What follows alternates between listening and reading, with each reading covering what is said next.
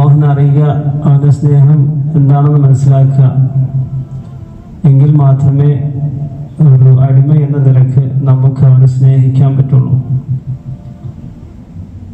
അറിയാതെ ആളെ സ്നേഹിക്കുന്നതും അറിഞ്ഞുകൊണ്ട് ഒരാളെ സ്നേഹിക്കുന്നതും രണ്ട് വ്യത്യാസ ഘടകങ്ങളാണ്. അറിയാതെ ഒരാളെ സ്നേഹിക്കുക, ഒരാൾ അറിയാതെ സ്നേഹിക്കുക എന്ന് പറയുന്ന ഒരു വിഷയമല്ല, അതൊരു സ്നേഹമല്ല, അതൊരു ജസ്റ്റ് ഒരു കടമയാണ്. പക്ഷെ അറിഞ്ഞിട്ട് ചെയ്യുമ്പോൾ അതൊരു സ്നേഹമാണ്.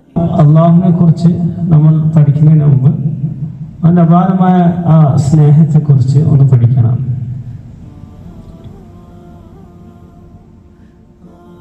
ഇപ്പൊ നമ്മുടെ അനുഗ്രഹങ്ങൾ ഒരുപാട് തിരിച്ചറിയുക, അതാണ് ആദ്യം ഒരു അടിമ ചെയ്യേണ്ട കാര്യം.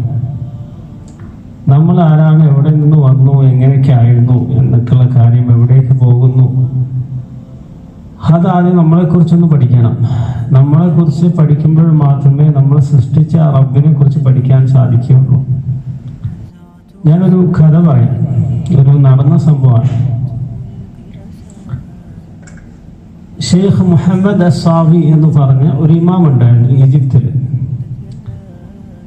മൂപ്പർക്ക് അസ്വാൻ എന്ന സ്ഥലത്ത് ഖുത്ബ നിർവഹിക്കാൻ പോകണം. അസ്വാൻ എന്ന് പറയുമ്പോൾ ഈജിപ്തിലെ തലസ്ഥാനമായ കെയ്റോയിൽ നിന്ന് ഒരുപാട് ദൂരാണ്, ഫ്ലൈറ്റിൽ പോകണം.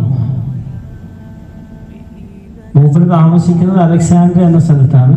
അലക്സാൻഡ്രിയയിൽ നിന്നും എയർപോർട്ട് വഴി ഫ്ലൈറ്റ് വഴി അസ്വാനിലേക്ക് പോകണം.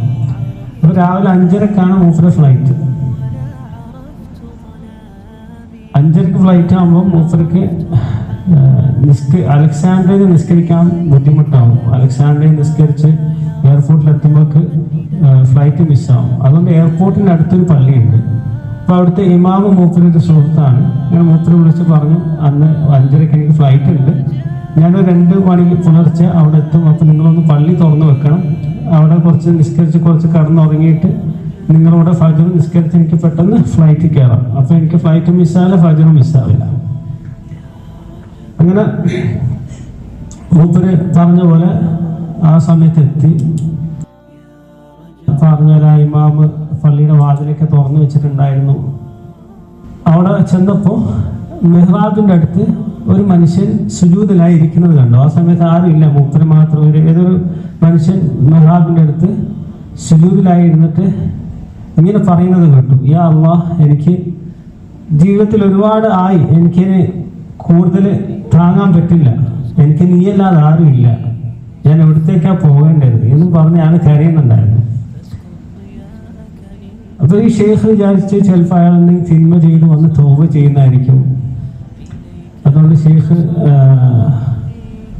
മൂപ്പരെ വഴിക്ക് അങ്ങനെ വിട്ടു. ഷെയ്ഖ് നിസ്കാരം കഴിഞ്ഞു. ഈ മനുഷ്യൻ ദുആ കഴിഞ്ഞ് അവിടെ ഇരിക്കുന്നുണ്ടായിരുന്നു. അങ്ങനെ ഷെയ്ഖ് മനുഷ്യൻ്റെ അടുത്ത് പോയി പുറകെ തട്ടിയിട്ട് സലാം പറഞ്ഞു. എന്നിട്ട് പറഞ്ഞു, എന്താ നിങ്ങൾക്ക് പ്രശ്നം? ഇയാളെ വിഷമം കണ്ടോണ്ട്, ഇയാൾ കരച്ചിലും ഇതൊക്കെ കണ്ടോണ്ട് ചോദിച്ചാണ്. അന്നേരം പറഞ്ഞു, എൻ്റെ ഭാര്യ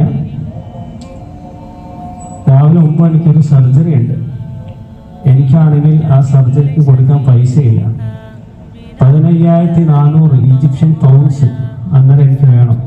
15,400 പൗണ്ട്സ് എക്സാക്ട് ആ എമൗണ്ട് എനിക്ക് ഹോസ്പിറ്റലിൽ കൊടുക്കണം, ഇല്ലെങ്കിൽ എൻ്റെ ഭാര്യയുടെ അവസ്ഥ മോശമായിരിക്കും.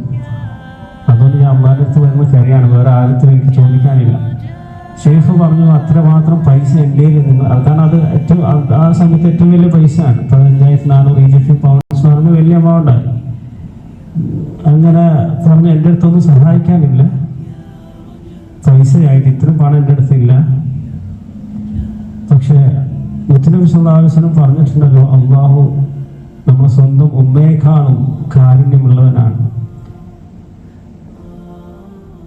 അള്ളാഹുവിൽ തവക്കൽ ചെയ്ത ആളെ ആരും അള്ളാഹു വെറുതെ വിട്ടിട്ടില്ല. എന്നുവെച്ചാൽ അള്ളാഹു അവനെ ഒറ്റക്കാക്കിയിട്ടില്ല. അത് നീ അള്ളാഹിനോട് ദുആ ചെയ്തുകൊണ്ടിരിക്കുക, അള്ളാഹു എന്തായാലും നിന്റെ ദുആ കേൾക്കും. അങ്ങനെ ഷെയ്ഖ് തഹജ്ജുദും വിത്റും നിസ്കരിച്ച് കുറച്ചു നേരം കിടന്നു.